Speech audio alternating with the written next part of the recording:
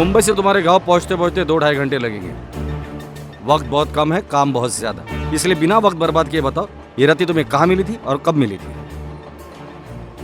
साहब, रति और मेरी पहली मुलाकात हमारे गांव के डॉक्टर राणे के क्लिनिक में हुई थी। क्लिनिक में?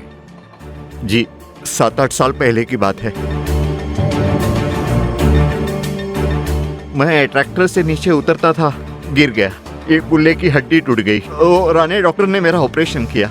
अभी चेकिंग के लिए आना पड़ता है महीने 2 महीने में। डॉक्टर हो यार, धीरे से दर्द हो रहा है ना। अरे घबराए मत सरपंच जी, भला हो अपनी गांव की मिट्टी का, हवा का और जो घी आपने खाया है, ये तो मामूली मोच है, कुछ दिनों में सही हो जाएगा। अब घबराए मत, मैं कुछ दवाई लिख के देता हूँ, है ना?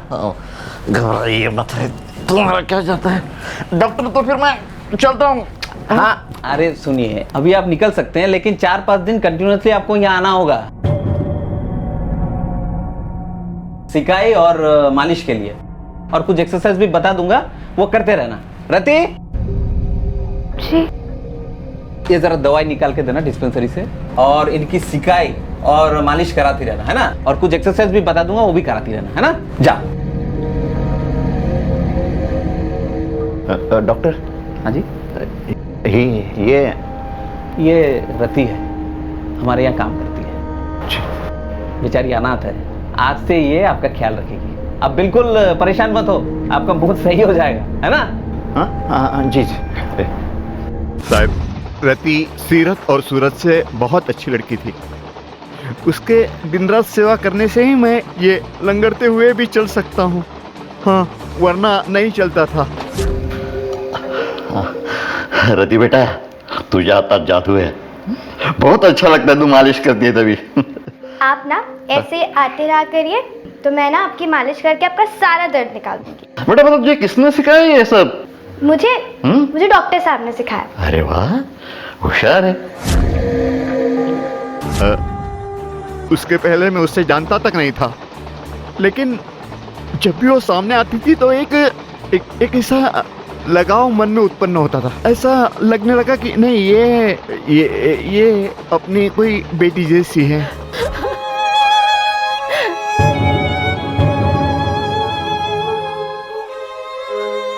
बेचारी इस रति का क्या होगा? अब कौन संभालेगा इस बेचारी को? हम संभालेंगे इसको, चलो रे। अरे चलो ऐसे, शर्म नहीं है क्या तुम्हें? क्या बिगाड़ा इस बच्ची ने तुम्हारा? बिगाड़ना नहीं है, इसको संवारने के लिए लेके जा रहा हूँ। अरे भाई, कौन हो आप लोग? कहाँ से आए हो? कौन हो तुम? क्यों बीच में बोल रहे? कौन लगता है इसका? भाई है? बाप है? कौन है तू इसका? घर ले जाकर अपनी बीवी से क्या कहेगा? बहन है? रखेल है? रखेल? तू रखेल बोलता हो? काका, सरपंच होने का इतना फायदा मत उठाओ। लगती क्या है ये तुम्हारी? बेटी है मेरी। याद रखना, मेरे घर के बहू बेटी पर नजर भी डाली ना, तेरा हुक्का पानी बंद कर दूंगा। चल निकल, चल चल चल। साला भाजा पोरीला रख। हे बा, घबरो नका, रो मत। ये बाप तेरा जिंदा है बेटा, मत रो, मैं हूं ना, है ना? ये है मेरा छोटा सा घर, यहाँ तुझे बिल्कुल अरे नहीं दादा, मैं अरे मैंने बोला छोड़। मेरी बोली ना अंदर आती है ना, आपलंच घर समझ। हे बघ, यहाँ तुझे कोई किसी बात की तकलीफ नहीं होगी। जो भी तुझे चाहिए मुझे बोल देना, मैं ले आऊंगा। पूरी बेटा, पूरी बंगल्या घरात रडायचं नसतं, मग तू यहाँ सुखी रहेगी, तेरा बाप हो ना। साहब, रति अपने नए घर में यानी मेरे घर में बहुत खुश थी। तभी मेरा बेटा शशांक, जो पूना में हवाई जहाज उड़ाने की ट्रेनिंग ले रहा था, वो छुट्टी में घर आया। वो रति को देखकर ऐसा लगता था कि उसे प्यार करने लगा है, उसको लगाव हो गया रति से।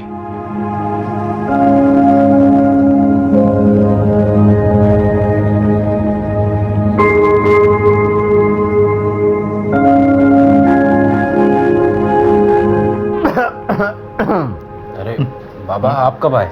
मैं तेरा जो ध्यान लग रहा था ना उधर, तभी आया। शशा, अपना घर कैसा एकदम स्वच्छ टाप टिप सुंदर लग रहा है ना? तेरी आई रखती थी वैसा? बहुत अच्छा ना। लेकिन बेटा, ये बहुत अच्छा 4 दिन की चांदनी और अंधेरी रात, बस कुठे अंधेरा है बाबा? कुठेच नाही, तू जा, आम्ही बोलतोय। क्यों बाबा? देख, रति बड़ी हो चुकी, उसके लिए रिश्ते आने लगे हैं, कभी ना कभी उसकी शादी करनी ही पड़ेगी, और फिर वो किसी और के घर की लक्ष्मी बन जाएगी। यहाँ फिर वही अंधेरा, वही खाली खोखलापन। शशा, ये घर का अंधेरा तू दूर कर सकता है। कैसे बाबा? देख, अगर रति तुझे पसंद है तो मैं तुम दोनों की शादी करवा दूंगा। हाँ? बोला। ठीक है, अगर आप कह रहे हैं और इस घर को वापस घर बनाना है तो कर लेता हूँ। क्या बोला? हाँ, कर लेता हूँ। शशांक के फ्लाइंग कोर्स को पूरा होने में 2 महीने थे, इसलिए मैंने सोचा कि शादी धूमधाम से नहीं करूंगा, क्योंकि उसका असर उसकी पढ़ाई पर पड़ सकता था।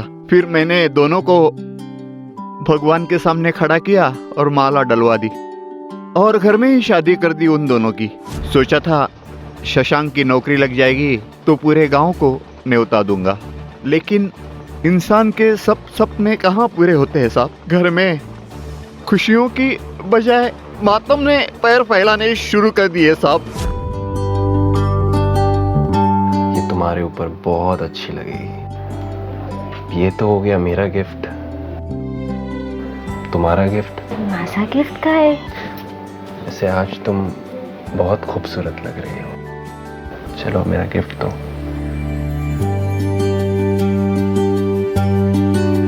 मेरे बेटे की शशांक की सुहाग रात रति और मेरे लिए मनहूस रात बन गई साहब। मनहूस रात।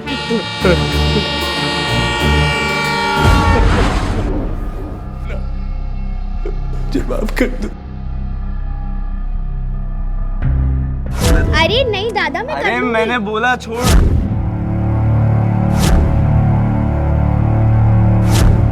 सरपंच की कहानी के अनुसार रति की मौत 6 महीने पहले आग लगने से हुई थी, लेकिन इसके बिल्कुल विपरीत रंजन के अनुसार उसकी मौत 8 साल पहले ट्रेन से धक्का देने की वजह से हुई थी। इस सब के बीच मित्रा के पड़ोसियों और आसपास के लोगों के मुताबिक उन्होंने रति यानी उस रहस्यमय लड़की को अपने इलाके में इन घटनाओं के दौरान देखा। तो आखिर सच क्या था? क्या रति सचमुच जिंदा है? अगर हाँ, तो वो इस वक्त कहाँ है? और साहब, यही वो जगह है जहाँ मेरी बहू और बेटा जलकर राख हो गए। चलिए। सरपंच जी, आपके बहू और बेटे के बारे में सुनकर बहुत दुख हुआ, पर एक बात समझ में नहीं आई। कौन सी? रंजन को तो आप जानते ही होंगे। ये रंजन कौन है? रंजन कौन? रंजन एक मुंबई में मर्डर केस में हमारा प्राइम सस्पेक्ट है। इस वक्त हमारे कस्टडी में है वो, और उसकी इंक्वायरी आप हमारे पुलिस स्टेशन के बाहर कर रहे थे। ओ, रंजन को क्यों पकड़ा? मर्डर का केस है उसके ऊपर, अंदर पूछताछ चालू है। आपके होने वाली बहू का वो भाई भी है। कुछ याद आया? नहीं। कोई बात नहीं, पुलिस स्टेशन चलते, वहाँ सब याद आ जाएगा। गाड़ी में बिठाओ इनको। लेकिन साहब, मैं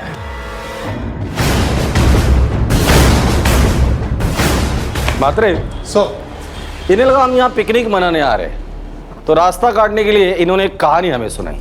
बहुत ही घटिया और वाहियात कहानी थी। रंजन को आपने नहीं पहचाना, कोई बात नहीं, लेकिन रति को पहचान कर आपने गलती की। अब सच क्या है वो तो हम बाहर निकाल के ही रहेंगे, और वो भी आपके जरिए। साहब, क्या माता और विश्वास ठेवा, वाकई में किसी रंजन मिंजन को नहीं जानता।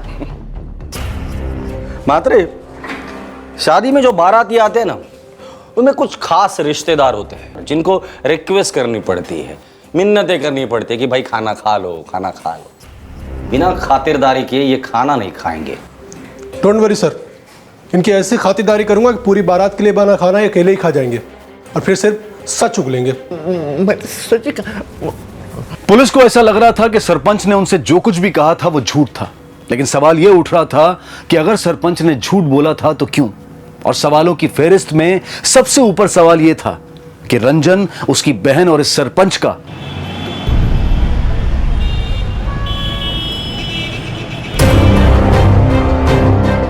गाड़ी रुको ना सर, जाना है। क्या हुआ? मुझे बाथरूम जाना है। अभी चुपचाप बैठो, कोर्ट में पेशी के बाद कर लेना सब। सर मेरे हाथ में नहीं है सर, कंट्रोल नहीं हो रहा, इमरजेंसी है, जाना है। गाड़ी रोको आगे। शिंदे तुम साथ में जाओ।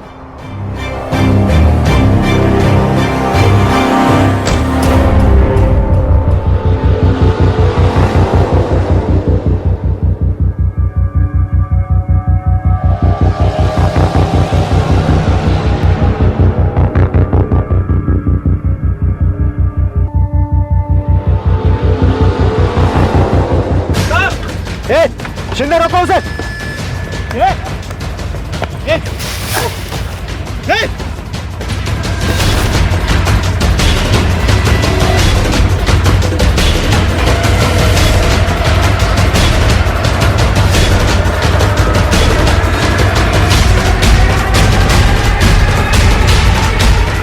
तुम इस तरफ देखो, मैं इधर देखता हूं।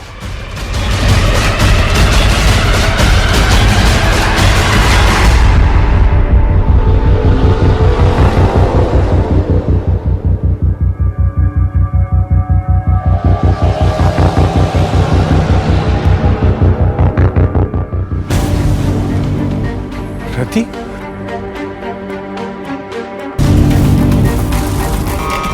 सर, रंजन हमारे हाथ से भाग निकला। क्या बॉम्बे ड्यूटी कर रहे थे या सो रहे थे तुम? उसकी फोटो हर पुलिस स्टेशन में सर्कुलेट कर दो। 24 घंटे के अंदर रंजन मुझे मेरे कस्टडी में चाहिए। Okay sir.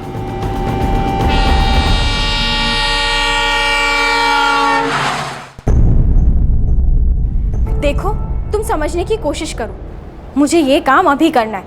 तुम जल्दी मेरे घर आओ।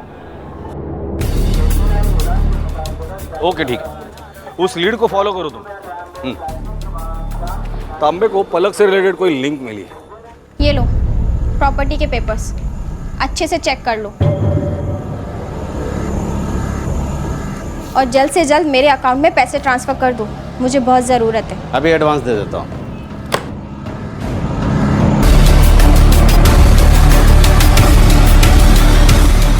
प्रॉपर्टी बेचने की इतनी जल्दी क्या थी?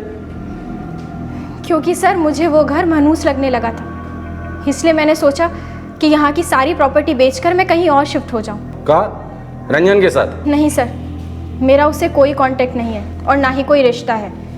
जिससे तुम इतना टूट कर प्यार करती थी, अपनी बहन से झगड़ा करती थी, उसके लिए इतनी नफरत? तुम्हें कैसे पता? सर अगर ऐसा नहीं है तो वो आपकी कस्टडी से क्यों भागा? वो भागा या तुमने उसके भागने में मदद की? दरअसल उसकी चली हुई हर चाल तुम्हारी चाल थी। तुमने मित्रा और अपने बाबा को मारा, सारी प्रॉपर्टी अपने नाम करवा ली, अब बेच कर यहाँ से भागने की तैयारी कर रही थी और पूरे मामले को भूतिया शक्ल देने की कोशिश की है। सर ये सब झूठ है, मेरा विश्वास कीजिए, मैंने कुछ नहीं किया है। सब तुमने ही किया है। ये बताओ रति बनने का नाटक क्यों किया और क्या जानती हो रति के बारे में? मुझे फांसी चढ़ा दीजिए, लेकिन भगवान के लिए मुझे टॉर्चर मत कीजिए। सर मैंने अपने बाबा और मेरी बहन को नहीं मारा, मैं सच कह रही हूँ, और मैं किसी रति के बारे में भी नहीं जानती हूँ। हत्या का यह मामला जुर्म की एक ऐसी माला बन गया था जिसमें हत्या, धोखा, शारीरिक शोषण और न जाने कितने ही गुनाह मिल गए थे।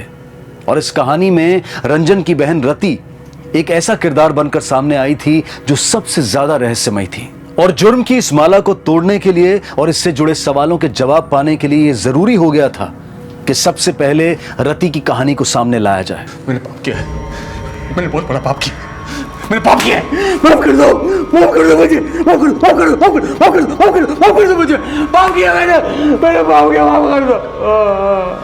सर हमारे पास जितने भी प्राइम सस्पेक्ट्स हैं और ना ही उनके खिलाफ शक को छोड़कर कोई सबूत है हमारे पास।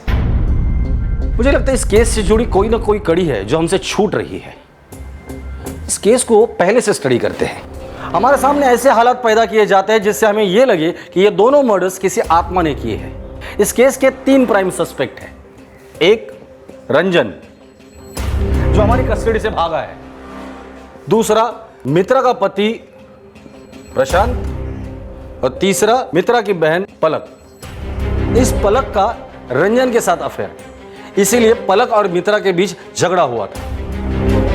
प्रशांत और पलक तो हमारी कस्टडी में है, पर हमारे पास कोई भी सबूत नहीं जिससे हम ये साबित कर सके ये दोनों मर्डर्स इन्होंने किए हैं। तब रंजन हमें बताता है कि उसने अपनी बहन, हम उस केस की इन्वेस्टिगेशन कर रहे थे, तब एंट्री होती है सरपंच की, जो हमें यह बताता है कि रंजन की बहन रति 8 साल पहले नहीं मरी थी, बल्कि 6 महीने पहले जल कर मरी।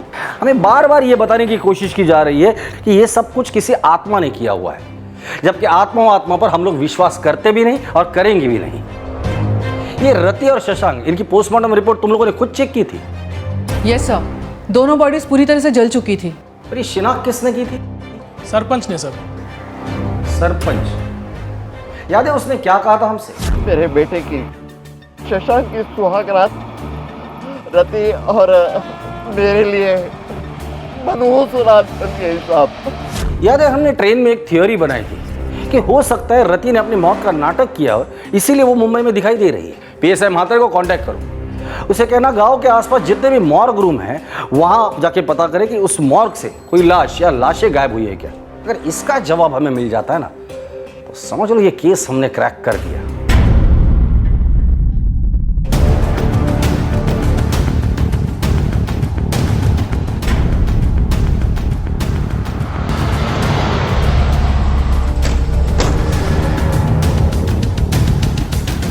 स्केच को देखिए, आप में से किसी ने इसको देखा है?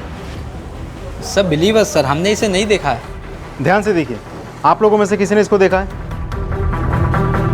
लड़की को तो नहीं सर, लेकिन एक और लड़की को उस अंकल के साथ देखा था। किसकी बात कर रहे हो तुम? उसी बूढ़े अंकल की, जिसे 1-2 बार वो लड़की लेकर आया करती थी। लड़की की शक्ल याद है? नहीं सर, शक्ल तो ठीक से याद नहीं है। जिस गाड़ी से वो लोग आए थे, गाड़ी का नंबर याद है? नहीं सर। सीसीटीवी कैमरास तो होंगे? हाँ सर, सीसीटीवी लगाओ। फुटेज दिखाइए। आइए सर, मैं आपको दिखाता हूँ। चलिए, पॉज कीजिए।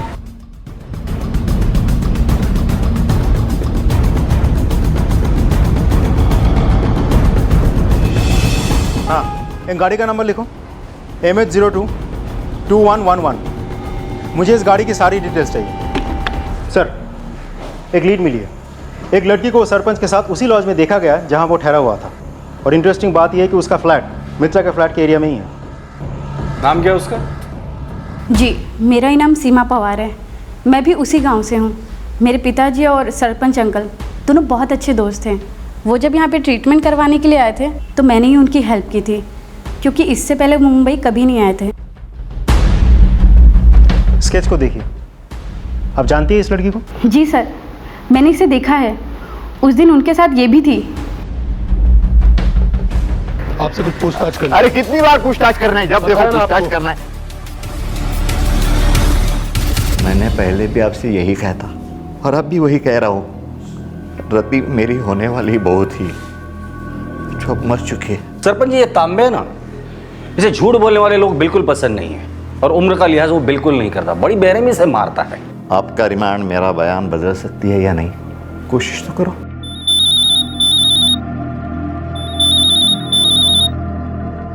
हेलो,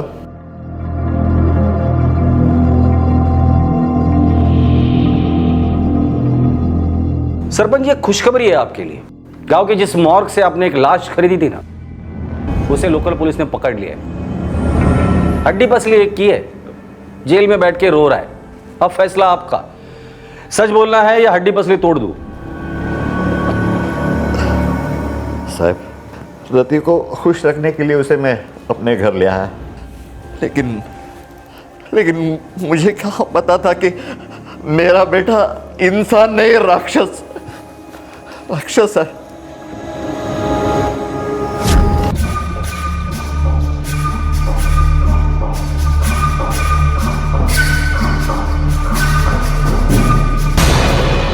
जी, कुछ चाहिए आपको? प्यास लगी। ठीक है, मैं पानी लेकर आती हूँ। पानी की नहीं, तेरी प्यास लगी है। तू मिल जाएगी तो मेरी प्यास भी बुझ जाएगी। छोड़ो मुझे, छोड़ो मेरा हाथ, छोड़ो, छोड़िए। मेरी प्यास बुझा दे, उसके बाद छोड़ दूंगा। शशांक! बाबा! और मुझे माफ कर दीजिए। माफ? इसको माफी नहीं, तुझे इसका प्रायश्चित करना होगा। इसके साथ शादी करनी होगी तुझे। नहीं बाबा, ये क्या बोल रहे हो आप? मैं इससे कोई शादी वादी नहीं करने वाला हूँ, और वैसे भी ये मेरे टाइप की नहीं है। ए टाइप वाले, वाह रे वाह। जब तूने इसका हाथ पकड़ा तभी ने सोचा तेरे टाइप की है क्या नहीं। एक बात कान खोल के सुन ले, इससे तुझे शादी करनी होगी, वरना मेरी दौलत का एक फुटी कौड़ी भी तुझे नहीं मिलेगी। तू ये भूल जा, तेरा कोई बाप था, समझा? ठीक है बाबा, अगर आप मेरी गलती की यही सजा देना चाहते हैं, ठीक है।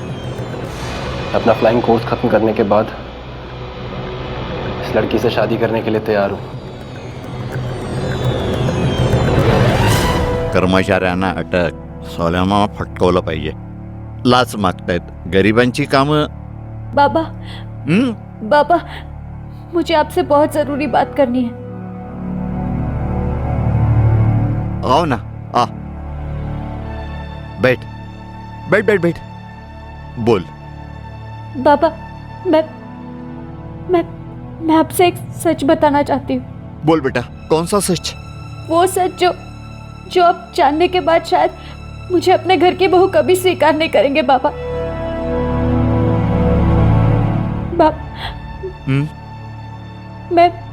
मैं जब छोटी थी तो मैंने बहुत दुख सहे बाबा। मुझ पर बहुत अत्याचार हुआ है। हाँ।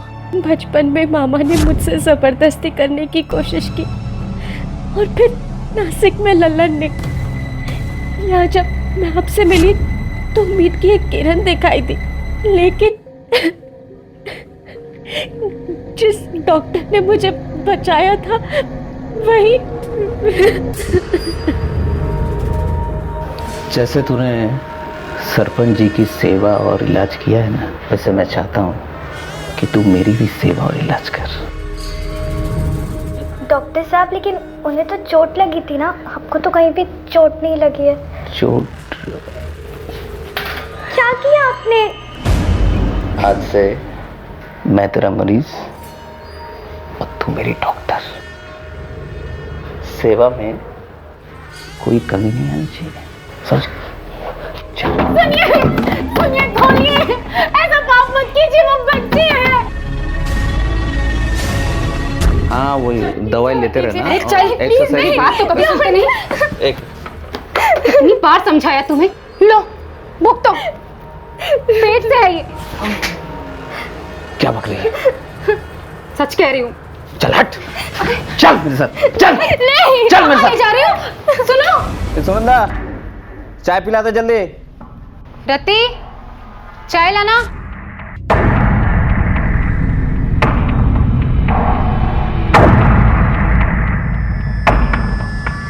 ए, रात में तो बड़ी गर्म हो रही थी, सुबह होते दिमाग सही हो गया। ऐसे ही रहा कर, ऐश करेगी। जा।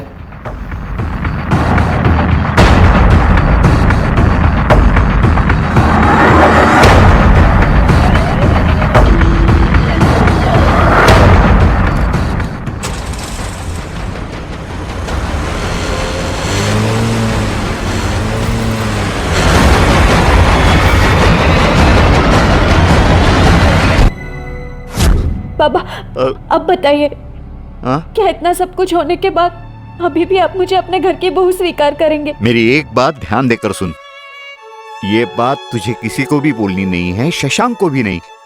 नहीं बाबा, जो हुआ सो भूल जा। और तेरी कसम खा के मैं कहता हूँ, शशांक की शादी मैं तेरे से ही करूंगा। बेटा, तुम मेरे घर की बहू बनेगी। साहब, मैंने वही किया जो मुझे ठीक लगा, लेकिन कुछ भी हो, इस सब में मैंने अपने एकुलता एक बेटा खो दिया साहब। वो कैसे? साहब, बदकिस्मती, दुर्दैव आमचं। शशांक ने हम दोनों की बातें सुन ली थी।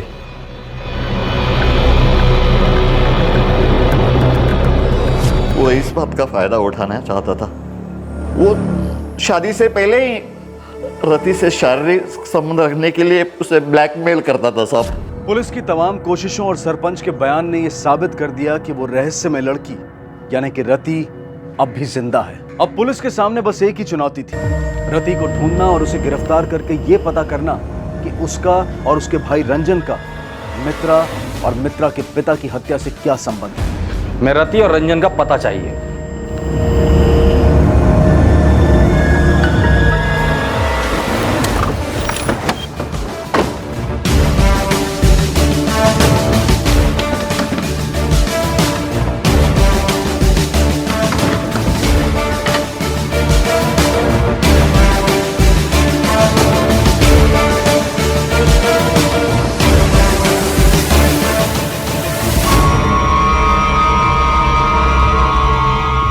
अब तक बहुत कहानियां सुनाई तुम लोगों ने, अब कहानी नहीं सुनूंगा, सिर्फ सच सुनना है।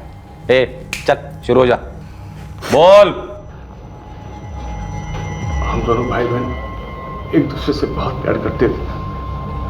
हम दोनों सारी जिंदगी हंसी खुशी गुजार लेते सर, लेकिन हमारे मामा ने आकर सब कुछ गड़बड़ कर दिया। उस रात मामा को रति ने नहीं, मैंने मारा था। उसके कमरे में मैंने आग लगाई थी। डॉक्टर साहब को मैंने मारा था। आप सोचती हो तो लगता है कि बहुत पहले मार देना चाहिए था। चाय में क्या मिलाया था? जहर। इस दवाई का पता मुझे डॉक्टर साहब से ही चला था। शशांक को क्यों मारा? शशांक को मैंने नहीं मारा था साहब, वो तो अपनी मौत खुद मरा था, मुझसे जबरदस्ती कर रहा था। तुम मुंबई कैसे पहुंची? शशांक के मरने के बाद मेरे पास कोई चारा नहीं था।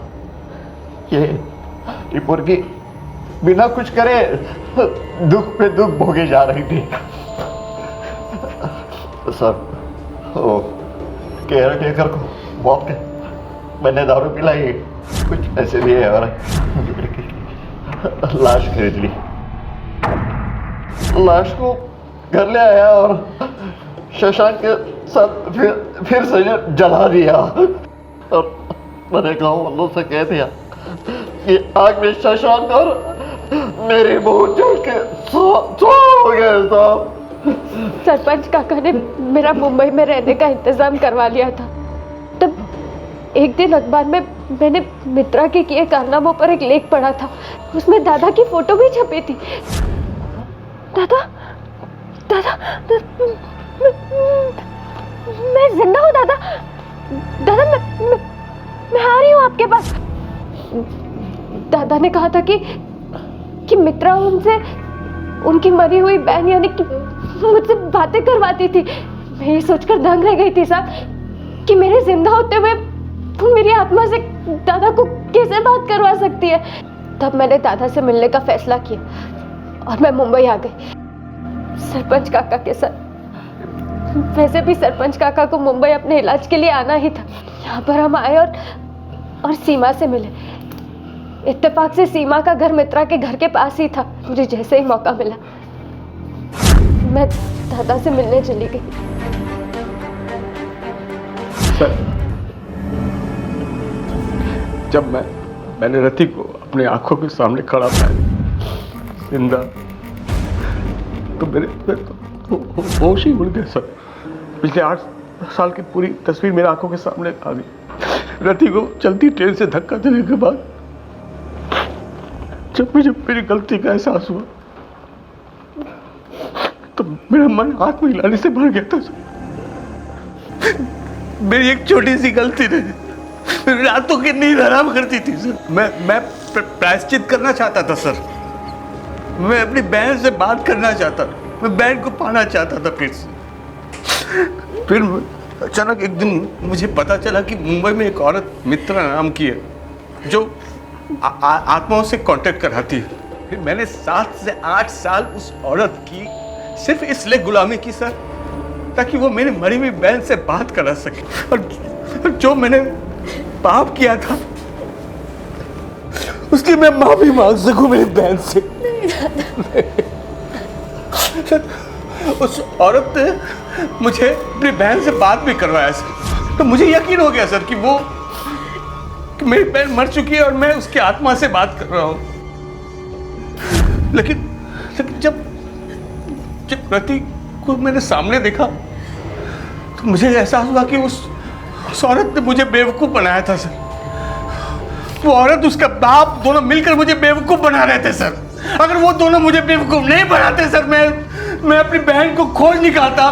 उसको कुछ बर्दाश्त नहीं करना होता जो ये सह चुकी थी, इसलिए मैंने उसका पहले बाप को मारा सर।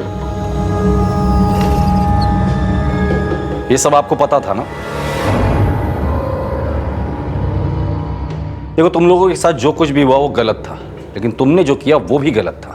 लेकिन कानून हाथ में लेने के बजाय तुम अगर पुलिस के पास आते तो पुलिस तुम लोगों की जरूर मदद करती, और अगर तुम पुलिस के पास जाते तो बाकी की जिंदगी तुम अपने बहन के साथ हंसी खुशी गुजार सकते थे।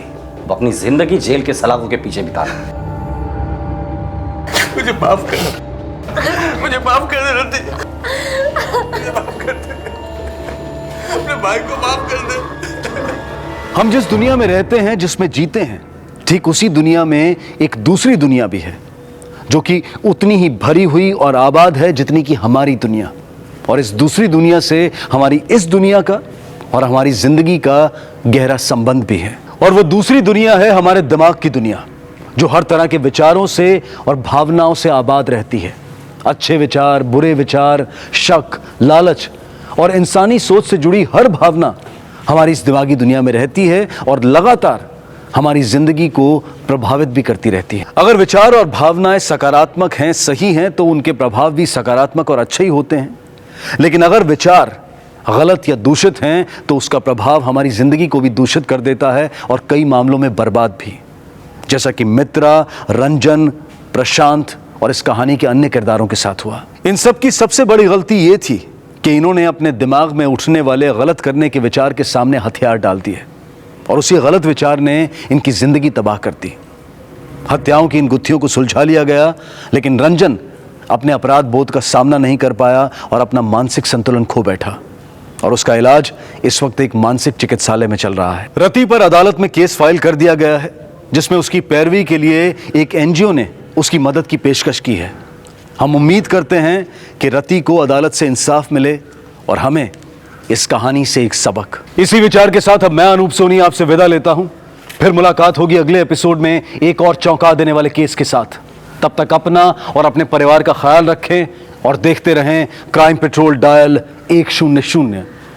सबक एक को सीख हम सबको। जय हिंद।